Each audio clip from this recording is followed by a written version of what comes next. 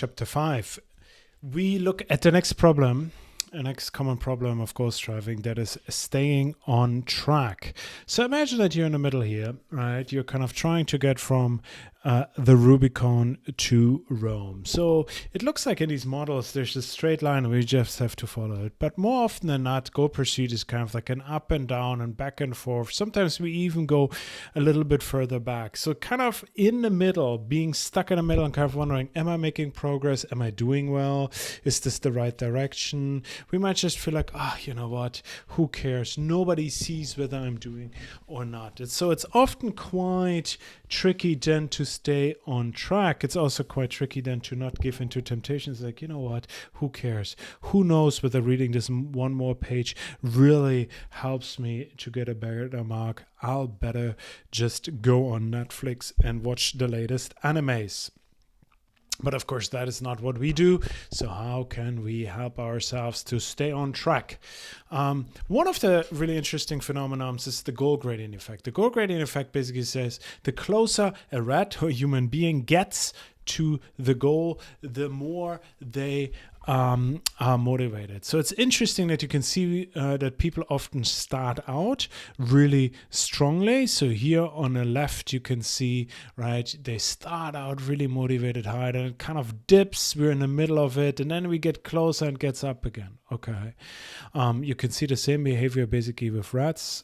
The closer they get to the food, the more they the faster they run. So the proximity to the goal, and this is important here to also note that this proximity to the goal can be real or illusionary. So we can basically simulate with various tricks to indicate that we are closer than we actually are.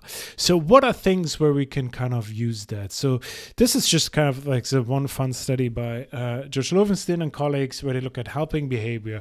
And they basically find first in the first study that the closer somebody in a fundraiser gets to actually achieving the goal, the more people donate, right?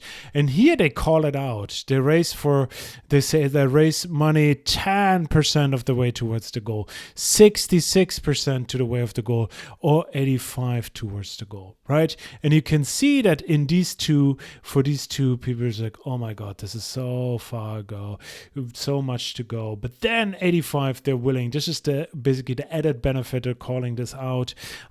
Get a massive increase in donations just by saying that you're getting closer to the goal. So we have to try to kind of mimic that. Whenever we try to motivate ourselves, we have to see how can we induce the feeling of getting closer to the goal, to perceiving that we are edging closer.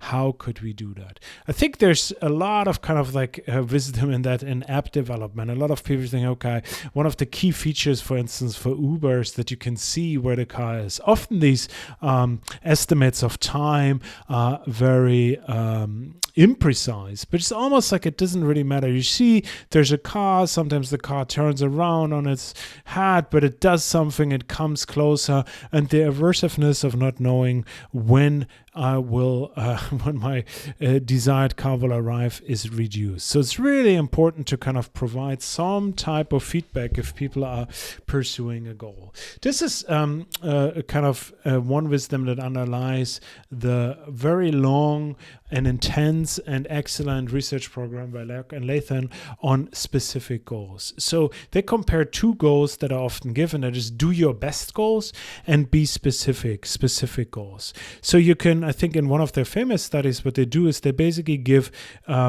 I think it's woodchuckers, people who cut down trees. And they see that, okay, on average in this company, one person can cut down 16 trees. Okay. So in one condition, they tell the people to do their best.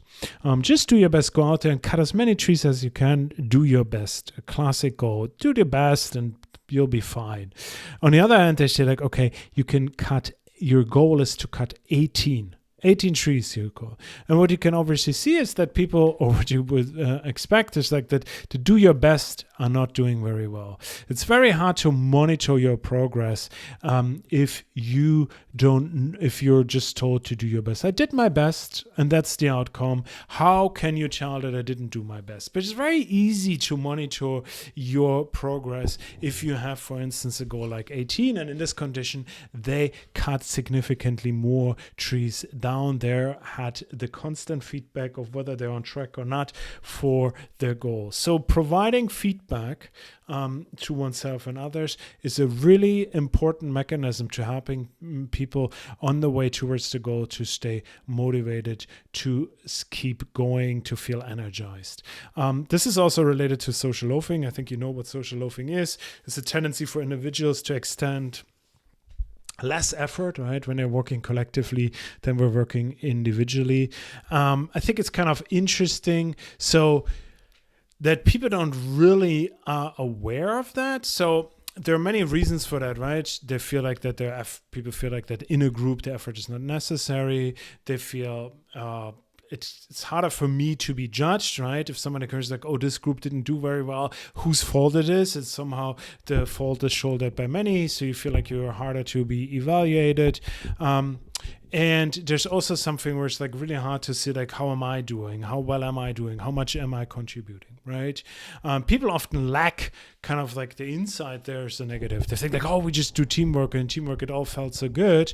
And then they realize that they did much less than actually they could have done if they would do it individually. Yet introducing a monitoring system that helps you to see where everyone is and to keeps people accountable, that is one potent mechanism to overcome social loafing. So in many situations in which we are involved, it's really important to have some kind of system that even if it's illusionary or somewhat illusionary or somewhat imprecise, to help us keep on track. Many recommend, therefore, that you should basically, if you pursue a long goal, you should break it down in smaller chunks and portions, right? And thereby you can easily monitor. It's not so much I want to read this book or I want to lose 20 kilos. It's more about, okay, I want to lose every week 1 pound. I want to read every day 10 pages.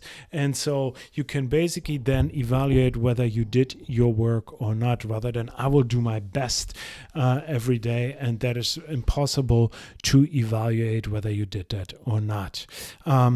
So there's some interesting research by Hoffman and colleagues. He has a ton of research on temptations.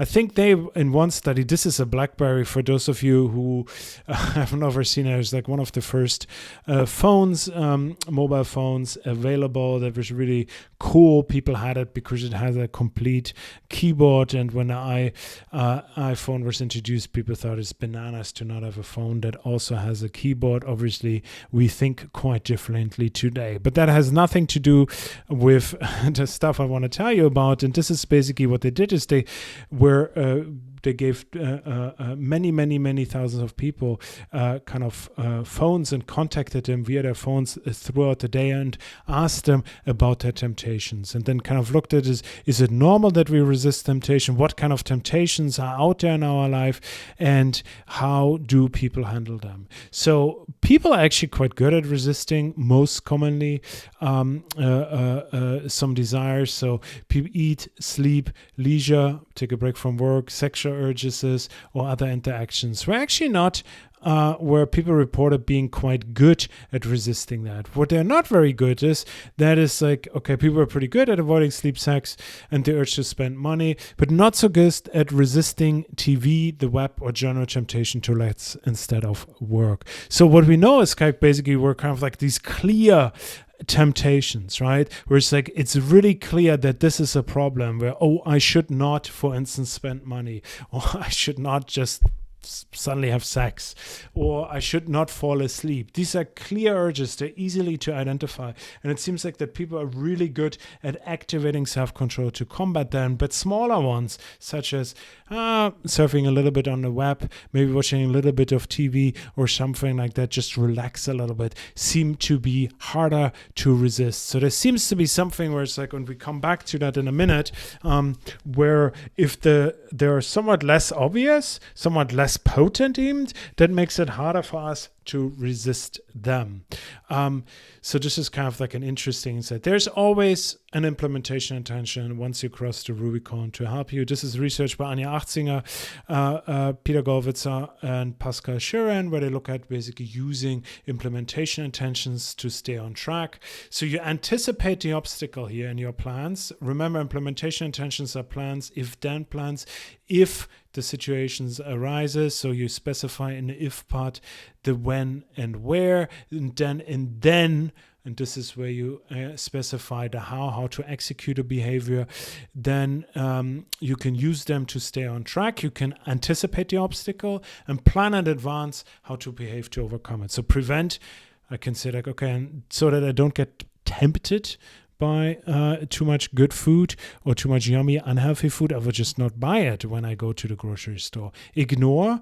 This is one, all of these plans, just simply formulating, writing them down, increases the chances of actually resisting the temptation by quite a bit.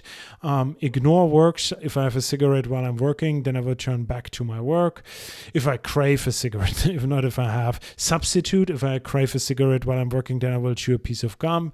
Re-engage. If I want to open Facebook while I'm at the office, then I will turn again to my work. So you can basically, if you have identifiable temptations, you can basically plan in advance how you will deal with them, and that's really good. So if you have something that reoccurs in your life, you need to form a specific implementation intention plan in order to conquer that.